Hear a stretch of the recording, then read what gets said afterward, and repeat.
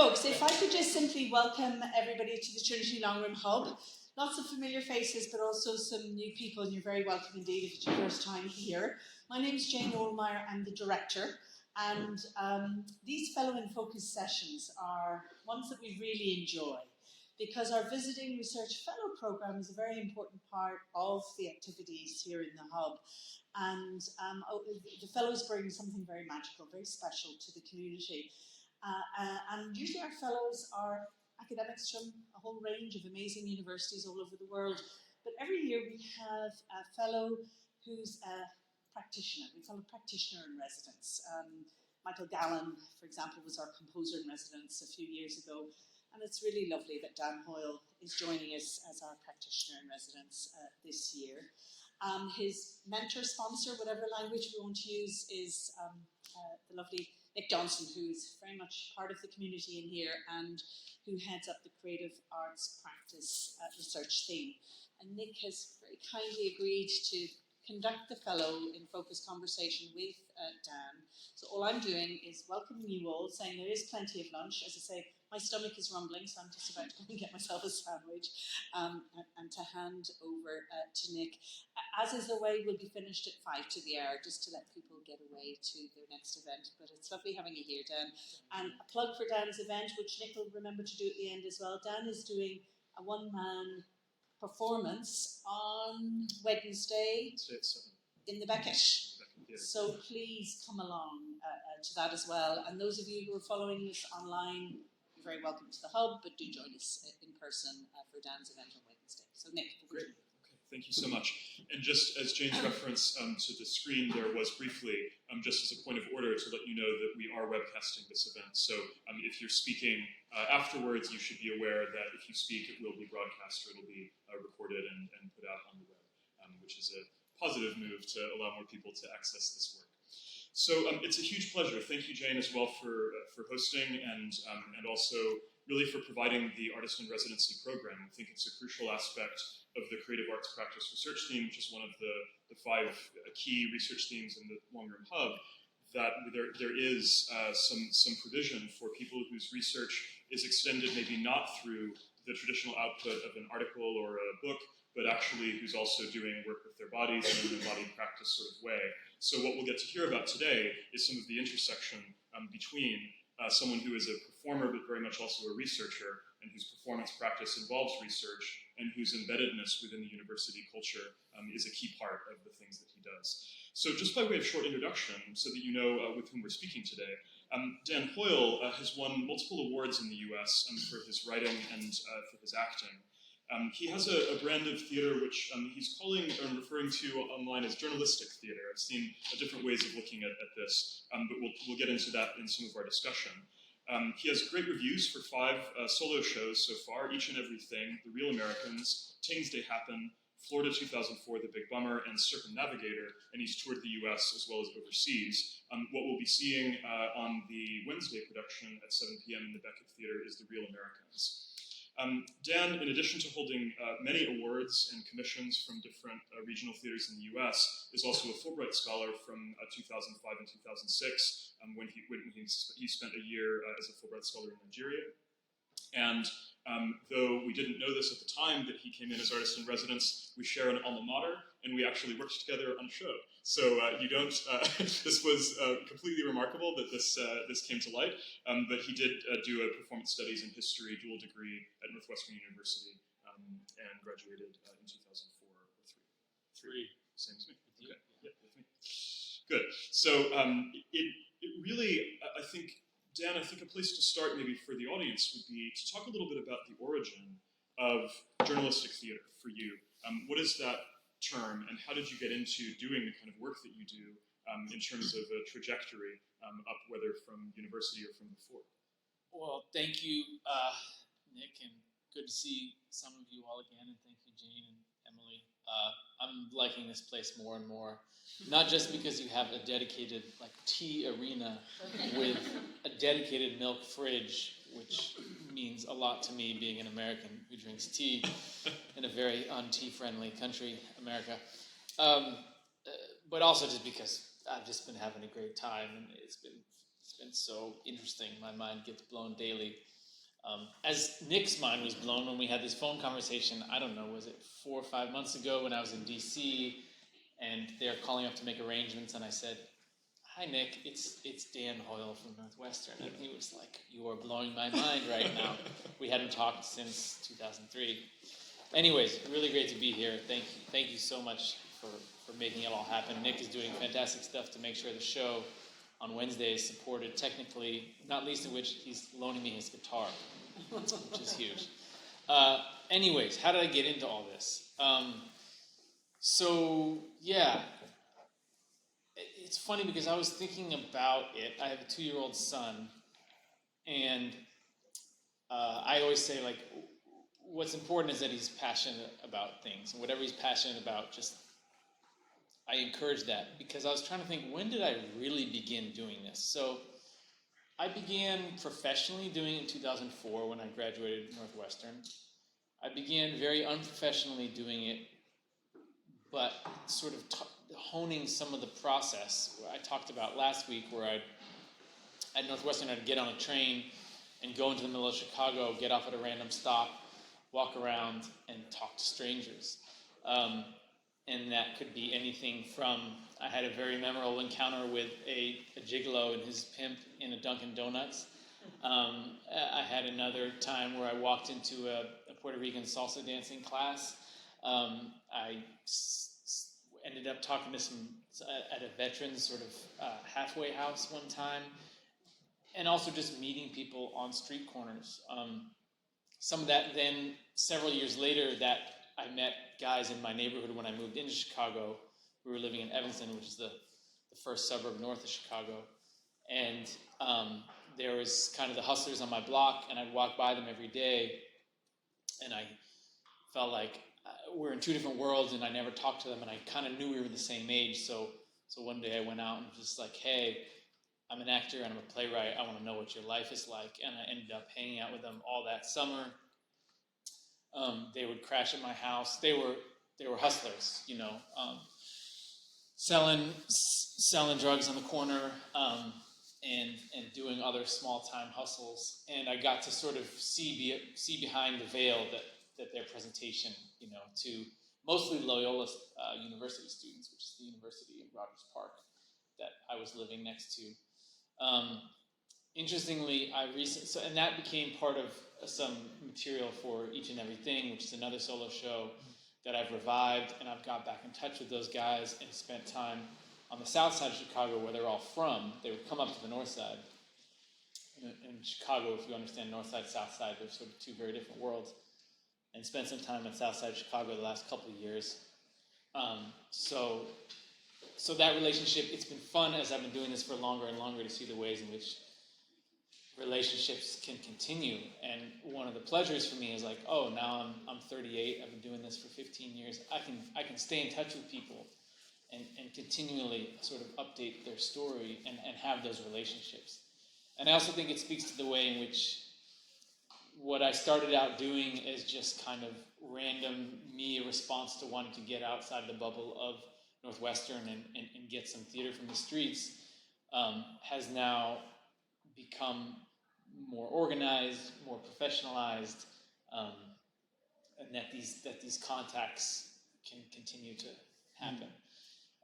But yeah, I was always interested in, I remember seeing Anna Devere Smith's work, who some of you may know. She did these trailblazing shows in the 90s on the riots in LA after the Rodney King verdict, and also the Crown Heights riots in New York. And they were very much verbatim, or verbatim, as an interviewer I met with last week kept saying, and I had to say in my throaty, nasal American voice, verbatim, back to him. Verbatim theater, which is very much just edited versions of the interviews that she has. And as I understand it, she films them and kind of just recreates them, sort of a real sort of not stenography, not quite recitation, but anyways, that was important to me coming up to see the transformation of one person playing all these various different people. Then I also saw a guy, Danny Hawk, who is a virtuosic solo performer, but everything kind of comes from the ether, from the osmosis of the people that he lives and hangs out with. So there's no sort of like formal aspect of like, hey, can I hear your story? Or like, hey, can I hang out with you because I'm making a play? He just creates stories based on sort of characters and stuff that's in his head. And my work kind of falls somewhere in between that. I have a process in which I go out into the world and hang out with people and get their stories. Sometimes profile them for a few days. Sometimes, hang out in those environments for a long time. Like we took a class at Northwestern with Dwight Conquergood, and it was very much rooted in ethnography, which is the study of a place. Some of the assignments which I teach sometimes are like you would go out and just collect vocabulary words from that subculture, or you would get found objects from that subculture, or you would just write down overheard pieces of speech, which are all kind of ways to make you have an interaction in which you don't feel the pressure to like get the whole story, but you sort of get bits and you go back and you go back and you go back and you keep interacting and you sort of build up this body of hanging out. William Finnegan, the New Yorker writer, has the phrase "the journalism of hanging out," and that very much feels apt to what I do. And so yeah, and I eventually I started doing these plays and people liked them, and one thing leads to another. Yeah. So I'd like to probe a little more, because I think those are two of the names that I was sort of expecting might come up, were certainly DeVere Smith and Dwight Conquergood, and I think that Dwight's mentorship, in which I was also fortunate to share, is very much about trying to approach this ethnographic project and the embodiment of another as a deeply ethical challenge. And it is, of course, both a gift to embody someone else and to have that empathic resonance with someone else's experience, but also obviously quite risky. And then you're sort of inhabiting or occupying stories that maybe are not your own or not your experience, and it involves transgressing certain boundaries. And I know that we'll get later to talking about borders in general, but I'm interested in how you handle the ethics of stories when you cross over the lines of class in America, of race in America, stories that are not your own. How do you shepherd and maintain a kind of ethical relation to those stories that you retell or occupy? Yeah, that's a good question. And yeah, I think it's really important that you do the work the right way. Not only for an ethical question, but I also think it's reflected in the quality of it. Mm-hmm. Like if you're comfortable, then they're comfortable, and if they're comfortable, you're comfortable in the interaction and what's going to happen to it, and people will share more of their story. It's kind of, I think the perhaps people think like, oh, well, just be clandestine and kind of try to do it undercover, and they'll be sort of, they won't notice. It's actually the opposite. I find that, I'm very transparent and forthcoming, and I say, hey, I'm an actor and I'm a writer. I'm gathering stories for a new play. I'd love to hear your stories, and I create characters based on these stories. And I think that, first of all, people are way more open when you say you're a playwright and an actor than when you say you're a journalist. And I've done some just straight written journalism work, because I think they know that in order to do it well, in order to embody somebody, in order for it to be three-dimensional, it has to be somewhat sympathetic, if not entirely sympathetic. Because that's part of the process as an actor you go through of trying to think and walk and talk like these people and think like these people. And it's also there's just a certain amount of hours, and it's many, that you need to sort of create characters that feel lived in. So I'm really transparent, and it's interesting because and there's a great, I think it is part of the journalistic tradition of telling stories that wouldn't otherwise be heard, and so often people feel like really validated, and they feel like, wow, no one has really like listened to my story. And I think there's a way in which journalist outlets and says, listening is an act of love, and I think really deep listening is, when you really give your attention to somebody else and focus on them. I don't think we get that often in our everyday lives, and there's a lot of the places where I'm going, these communities don't really have somebody that's just trying to listen and hear their stories. And people enjoy it too. I mean, there's a sort of a joy in it. And oftentimes people sort of, the best, subjects always feels weird to me because it's so much of it's much more of a back and forth flow. They kind of become collaborators, like, oh, word, you might want to like go see this guy, or you might want to record this audio because it's kind of interesting audio, and they sort of start to get what I'm doing and sort of help me. And then I try to make it a two-way street too, whether that's like in Nigeria, one of the main guys who was my kind of the guy who I stayed with, the guy whose story kind of was one of the central stories and things that happen. Out in the creeks of Nigeria, he was a militant since the time he was 15, a sniper. And when the show got booked to go back to Nigeria for a 5-city tour, I flew him up and he saw the show. And then I had all these press interviews, and I had him come and do those press interviews. And from that, he caught the eye of a politician in Nigeria who became his godfather and arranged for him to go to university after many years of me writing stuff and sending back and forth. He finally got a scholarship to go to university in Ghana with all these other militants. Of course, they all hated it and left after like a month, but that visibility, that moving in that world, and the changing of a couple laws in Nigeria made it that he's now like he's a professional oil guy now. Before they were basically not allowed into the industry, and now and I still talk to him, or Orsino Dion, this guy from Chicago who I reconnected with, and then was able to raise some money because he got evicted, and after during post-show performances, it raised money from the audience, and we got him $3,000, and that helped him kind of continue moving along. And he's an artist in his own right. He started painting and buying him materials, but it's not the monetary thing. I never pay people to talk to them. That is just not right. I think that it needs to be, people need to want to have their stories be told, and so far, people have felt both in the work of the research and then the performance, people feel like seen and heard, and I think there's a joy in it for a lot of people. Like, people will be like, man, that's my cousin, or like, oh my God, that's my uncle. I think the best compliment, I did the Real Americans in DC last winter, fall, and a guy came up, and there's a mechanic in Harlan County, Kentucky, and a guy came up and he said, was that Bob from Bob's Auto in Harlan, And I was like, well, no, actually he's a composite, but that's really cool. He's like, I could have sworn that was him. Right.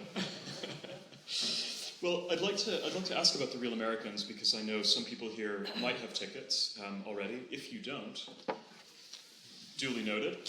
Please go too. We'd like to hear, I think, a little bit about that show and its place within this oeuvre.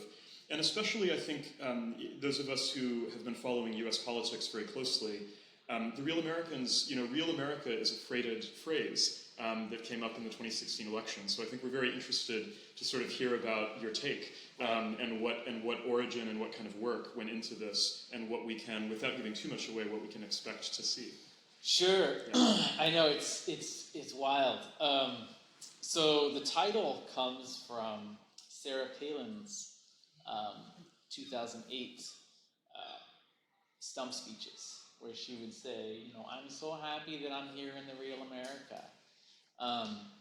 And I heard that and thought, oh, and when I heard her acceptance speech for the VP nomination in 2008, I was traveling in 08-09, I texted half my cell phone contact list and said, be very afraid, this woman is what people have been dreaming about, that I've been talking about. And she really she was the trailblazer for the Trump campaign, you know.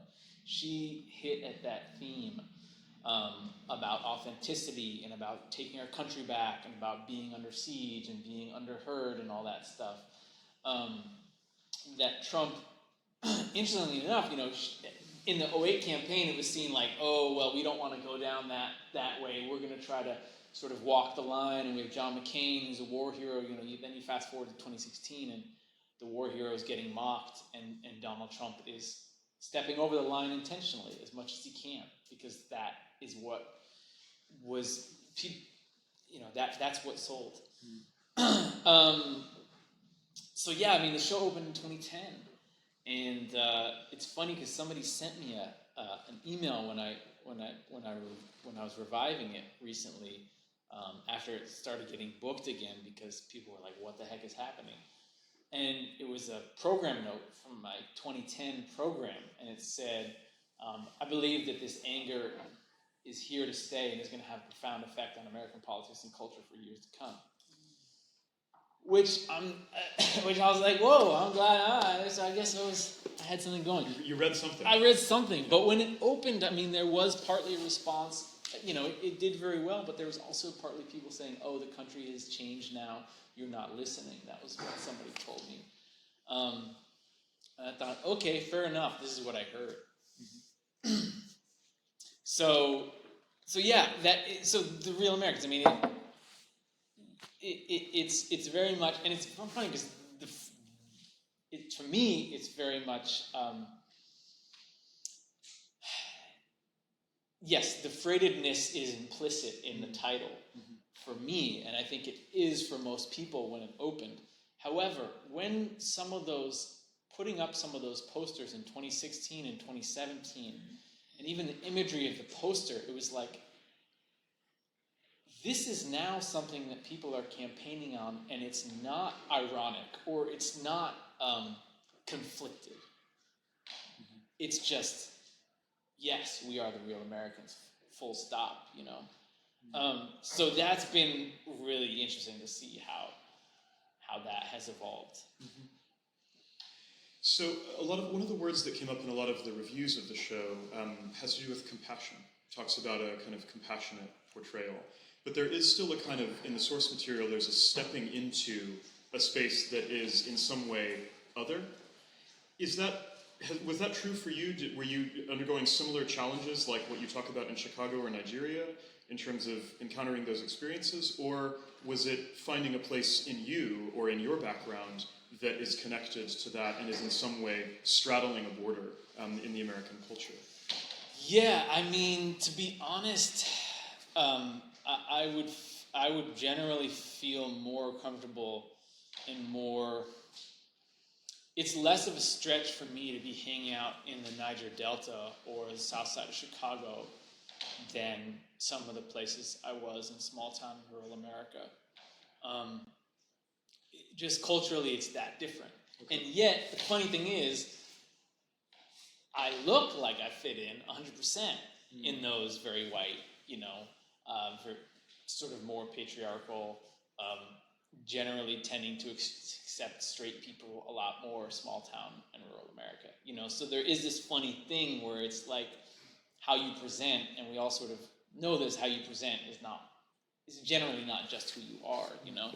And it's funny because this new show, Borders No Borders, I want to write a song that's kind of like, I have border issues, you know, which is like, you know, because I do cross borders, you know, I do, and I also think that that's important to do. I think it's important to do it well, but I think it's you know, there is a lot of talk about who has permission to write about or portray people that are not your own type, and I think that's an important discussion to have.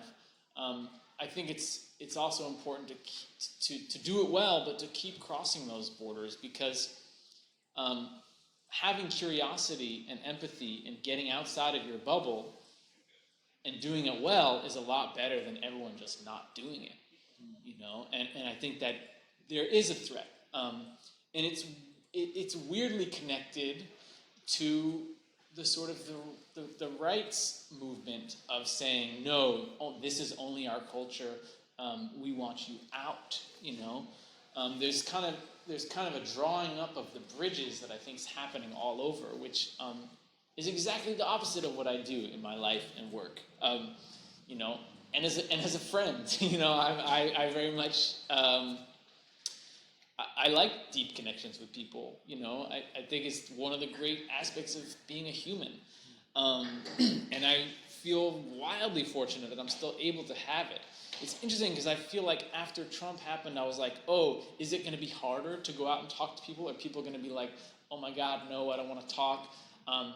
No, it's been easier because I feel like people feel whatever they're putting out online and Facebook rants is not, you're not getting the thing back that you want, which is connection with somebody. Even if you don't agree with them, it's a profound thing to walk into somebody's house that you maybe disagree on everything, but to sit and have a good time and enjoy each other's company and have that face and that interaction. So yeah, it's a very fertile time, I think, as an artist, and I think for somebody that's doing work about what's happening in the everyday lives of folks, And then I've been doing it in Ireland, which is also really interesting too. Yeah, well, I think I'd like to ask one more question, I suppose, before we throw open to the audience, because I'm sure there are people here who'd like to find out a little more specifics about the things that you've been talking about. But I suppose it sounds like what you've started to talk about there at the end are some of the macro issues that really affect an artist, particularly a theater artist, this kind of interpersonal connection and that side, that is more and more, I think, in the technology framework, a macro issue for creative artists. How do we engage in this time that is so marked by that form of engagement? And I think the university, and this building specifically, the Institute, as run by Jane and as conceived, I think is also a space where those types of macro questions about what are the humanities for, what is art for, what are universities for, are really trying to engage these type of high impact questions, a lot of that through interpersonal connections, through the tea space, through the sandwich and sitting together and having that mix. So I'm very curious to know, I suppose, what this work here, kind of on your other work at universities, has taught you about their role in terms of connecting, and maybe the artist's role within a university to connect. Could you say more about, I suppose, that macro frame, maybe in light of what you're working on now with the Borders No Borders project? Yeah, well, this new Borders project, I got this artist in residency at Columbia, which was really them just saying, hey, do you need some funding and an office?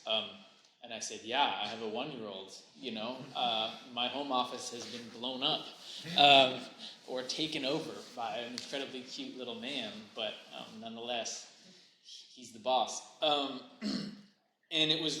So I started working there kind of right when the election happened, which was on my son's first birthday, which was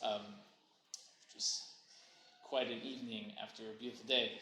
But, and I met this guy who attended this Columbia event on Veterans Day, who was a veteran.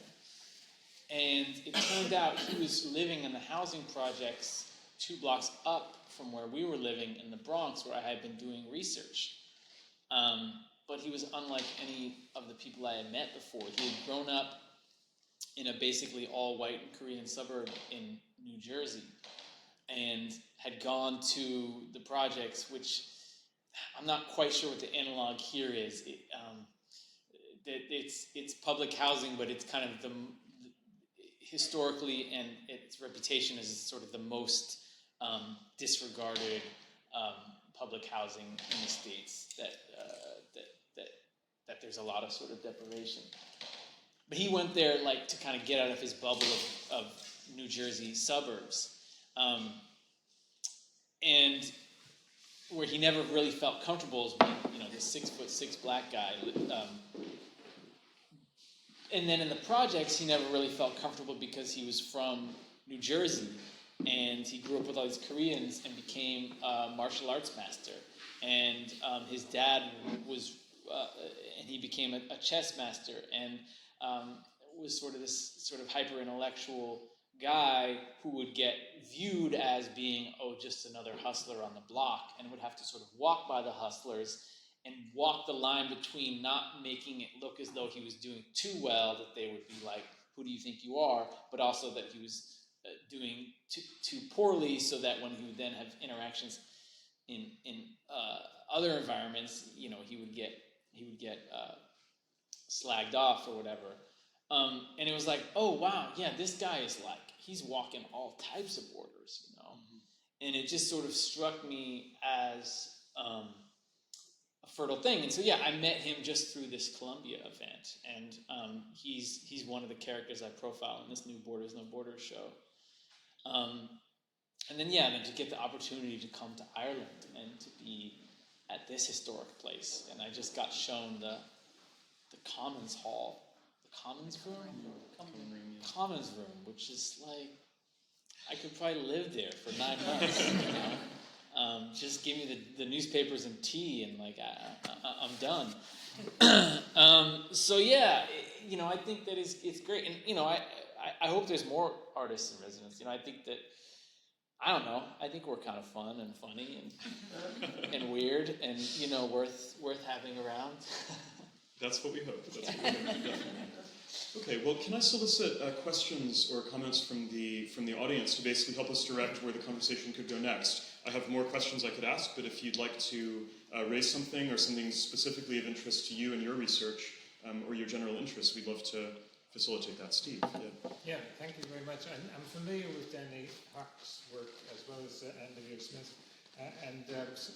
One thing that always concerned me a little bit about their work was the borderline between imitating and commenting.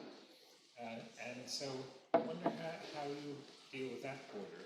In other words, to what extent are you treading the line between comedy and authenticity, if you like? To what extent does an audience feel, are you making fun of these people? And to what extent is that a danger? Yeah, sure. It's a good question. I think that when done best, comedy and authenticity go hand in hand. You know, that the comedy is in the truth and the honesty, you know, and that those sort of delightful surprises, or just the precision of, you know, even I call it the physical text of the way somebody moves or speaks with their hands or talks to another friend off stage is like, oh wow, so we are being dropped into this world. And you know, it's funny because, you know, in the Real Americans, that it starts, and kind of the touchstone is my San Francisco sort of brunch friends, the brunchistas we call them, who are sort of bougie, boho, liberal, sort of, and often are the stand-in for the audience, you know. And the idea is to sort of to take the Mickey out of us before we then go and see all these other folks who are less familiar to us. And yeah, I think there's always that line you're walking. I mean, the feedback I've had from folks that's from there has always been positive, you know. And I think it's also like we need to be honest with ourselves, and like, you know, there are different cultural contexts, and like when I do the guys in West Texas lecturing me on creationism and talking about specific dimensions of a giraffe's anatomy and how that proves that this, like, it can be funny. It doesn't mean that you don't like that person. You don't say, oh, and that's the point, is I want you to go, oh my God, but whoa, now I feel like I'm in this person's home, and I do like them, and that's the conflict of the show, is that you can both like people and be charmed by them, and also be like, whoa, but but what you believe in is directly in opposition to what I believe in. And I think that's the fun of the piece. So, and I think it's just audiences need to be honest with themselves. You know, if it's funny, laugh. You know, and it is important to know that, you know, people who are from that place, you know, who are from those places have said, you know, hey man, that's my uncle. You know, you nailed it. I mean, I tell this story, but when it first played the South in North Carolina, the first post-show discussion, a guy raised his hand. He said, "Well, son, I'm from Arkadelphia, Mississippi. It's a fine line, but you walked it." You know, and that was really, really nice to hear. Good line. Can I ask if there are other questions? Yes. Is Ireland going to fit into your Borders project? If so, how and much?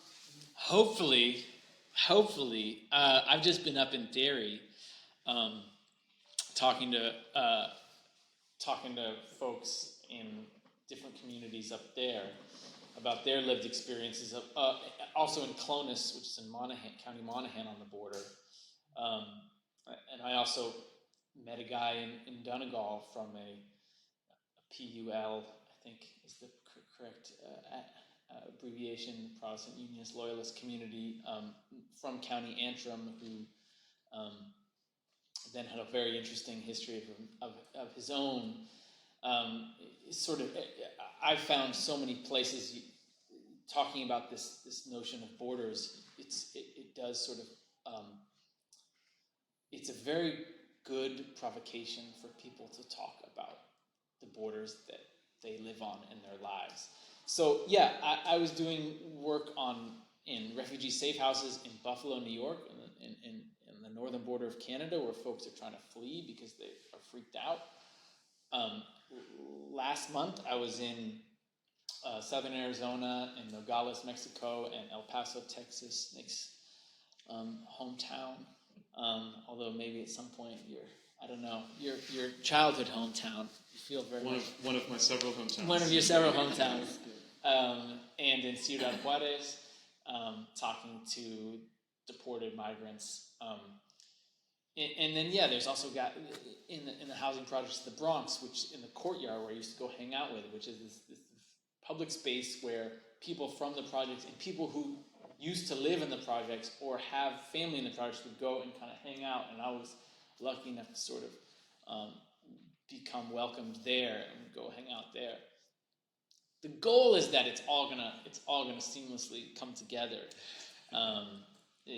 Through both, I think, monologues and also usually there's some sort of songs that add some of my own sort of story, you know.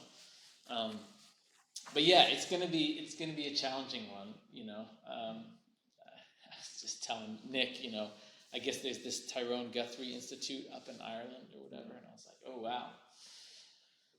That would be fun to spend a month there and just writing and so on and so forth. But yeah, I have my work cut out for me. But the idea is, yes, that the Northern Ireland borders stuff, and I think there is a lot to say because it's a very interesting border, especially in contrast with the States, you know, and being some of these communities there and the many overlapping political, socio, and economic borders that people kind of walk. I mean, people would tell me stories about, you know, getting picked up in the dance that you do,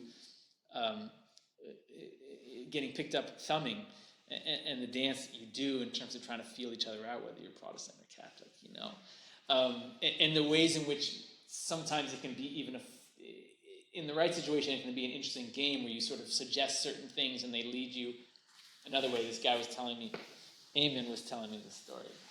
Do the accent. Oh, I know, I need to work on it. Monaghan accent. hat down, and the guy comes up. I can't do it yet. And give me a couple months. And he's doing this whole game, which he's sort of trying to lead him on that he's Protestant, and he's done a good job. And then his mate comes up to him and says, "Eamon, you want another beer?" And he goes, "Okay, yeah." This guy's cover blown. But yeah, there's some really, and obviously it's, the Irish storytelling tradition is right up there with Nigeria in terms of just your average person that you talk to is pretty good at telling a story. So we'll see if I can honor that tradition. I'm hoping I can. Maybe I can come back and do it here in Ireland in 2019 or 2020 or whatever. Laying some groundwork. Courtney. How often do you have post-show discussions? And then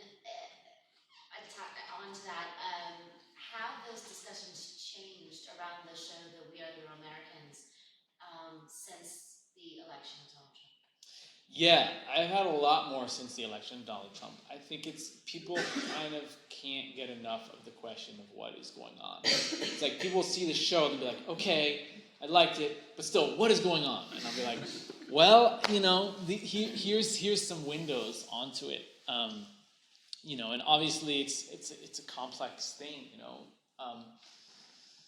and I hope that my show offers some ways to look at what's happening in the U.S. And it does it both through humor and through context. It's not it's as far away from a lecture as probably the long hub would present. But I think that if you sort of listen closely, you'll get at, and if you try to sort of, the whole goal of the show for me is to see the world. I tried to see the world through the eyes of the people I met. I mean, that's what I'm always trying to do, and I present that to people, and I sort of invite people to engage with that. And then it's interesting because I think the stakes are higher in the States right now. I think that's, before that happened, it was kind of like, oh, okay. And there was even a percentage of people that were like, I don't care. What's wrong with these people? Or like, whatever, my life is good. There was sort of a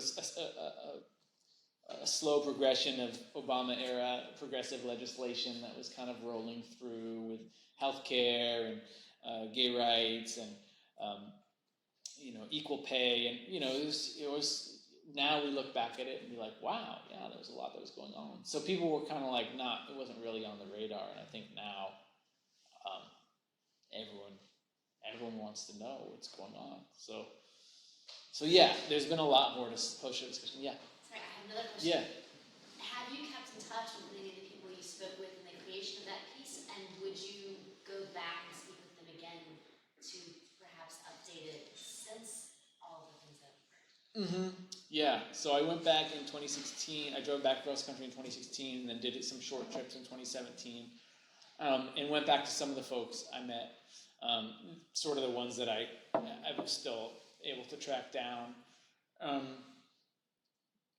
Yeah, there was nobody really that has done a U-turn. The folks that I met then that were talking about the things they were talking about, Trump spoke to them. And in 2017, I went in September was the last time I went in Wisconsin, Michigan, and Ohio, and I met some folks in Wisconsin who were saying, oh, I voted for Trump, but if I were going to do it again, I don't know. That was in southwestern Wisconsin, which is was traditionally one of the last white rural bastions of Democratic support, really the only one in the States, and it went for Trump. And so you're getting some folks there who are kind of finally pulling the brake. But as we know, there's a lot of other folks that are digging in. One of the interesting things about looking at all these different border communities is I'm always wondering, what is the thing that makes you move outside of your sort of subculture? What is it the thing that makes you analyze or see your own position from a bird's eye view. You know, that's a very high. It's a very hard thing to do. You know, I don't think that.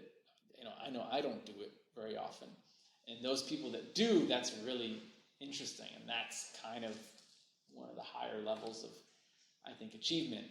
Interestingly, dramatically, it sort of is the opposite. What is often riveting dramatically is seeing people who can't see beyond their sort of immediate surroundings, and we can, and that is both compelling and sometimes distressing, and so on and so forth. Can I solicit any final comment? We're just in the last 5 minutes here. Yes, please. Yeah. I have a question really just in relation to Ireland again, which really relates to how you, when you arrive somewhere new, how you start to identify routes into communities that might be of interest to you.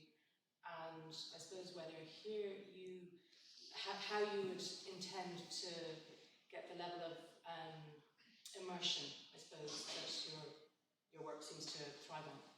Yeah, that's a good question, and you know, I always wish I had longer, you know, and especially here, I was like, oh, you know, I went up to Derry, and I was like, oh, you know, I talked to one guy, Billy Kelly. Eamon was able to produce him and got him for about 45 minutes, and was like, gosh, I'd love to get back, and I might try to go back and talk to him some more. You know, I also I've been reaching out because I'm interested in these borders. I'm interested in the things that are messy. I'm less interested right now, especially in the sort of the hardline stuff. To me, I feel like that was the real Americans. I caught a lot of people that were hardline, and I'm really interested in folks that are wending their way, that exist along the borders. So anyways, I've been looking at a lot of peace walls social workers, and they have set me up. In Derry, I met with 2 Peace Walls workers, one Catholic, one Protestant, and the Protestant woman then took me to the Fountain Estate in Derry, which was pretty interesting. There's a very different, I mean, you all probably know this, but there's a different level of openness in those 2 communities very much, and the guy that I talked to for a long time at the Fountain Estate, he said that. He was like, look, you know, it's rare that you're going to get somebody from this community to sit down and talk with you and record for an hour. We sort of don't trust researchers, and we don't trust the media, whereas in a sort of a Catholic nationalist community, there will be much more, in my experience, sort of open and wanting to hold forth in the great tradition of a raconteur. So that, you know, that's both a challenge, but also an interesting reflection, and it can happen. You know, then I met this guy in Donegal who was from one of those communities, Protestant community, and now he lives in Donegal, and he goes to lunch with former IRA guys. And you know, the conversations they have were really enlightening. So I don't know. I don't want to go too far into it because I know it's such sensitive material, and I'm literally walking on. You know, I don't want to sort of say too much until I've sort of created the product. Yeah, and I think it's a really rich. It's really rich, and I hope that, you know, as an outsider, perhaps I'm afforded a weird way in which, you know, because I have sort of, I exist. My labels exist outside the normal labels that are pre-written that folks will apply to each other. I'm hoping that in a way that gives me entree. It's also going to be, you know, what is for whatever happens, what the Irish audiences will get will be so different than what the American audiences will get. And you know, with something like Things That Happen, which is based on a year living in Nigeria, it was always so funny. I would do the show, you know, in the States, and people the expatriates they would laugh at, and then when the Nigerian characters, they would be like, okay, we got to really take these guys seriously. And then when I do the show in Nigeria, they'd laugh at all the Nigerian characters, and then you do the expats and be like, okay, who are these guys? What are they? So there's a way in which you just try to do it well enough that people see themselves reflected, and then people sort of come in at different levels of engagement with it, I guess. But I feel really, really lucky and privileged and honored to be able to do some research in Ireland, and I'm so grateful to all the people here at the Hub and to Nick and everyone for allowing me to do it. Great. So I hope I honor people's stories. Thank you, Dan. Okay. Well, I'd like to then, as a final admonition, just say to people that we will have a poster discussion, a brief one, after the Wednesday show, which is, I think, 65, 70 minutes, something like that, so just over an hour. So you're very welcome to the Beckett Theatre at 7 p.m. just here on campus. And I suppose by way of conclusion, Dan, I'd like to just say that I think a lot of the research that goes on here in the other research themes, as well as creative arts practice, identities and transformation, making Ireland, even elements of book and manuscript cultures, and interest in ways that how we continue stories. Your work seems to me to honor a very old strand of theater practice that's as old as Athens, if not before, around argument in public and encounter in public as the basis of democracy, and the encounter with people in an emotive way and in quite a kind of mainline way that is not through the traditional filters, but much more immediate than that.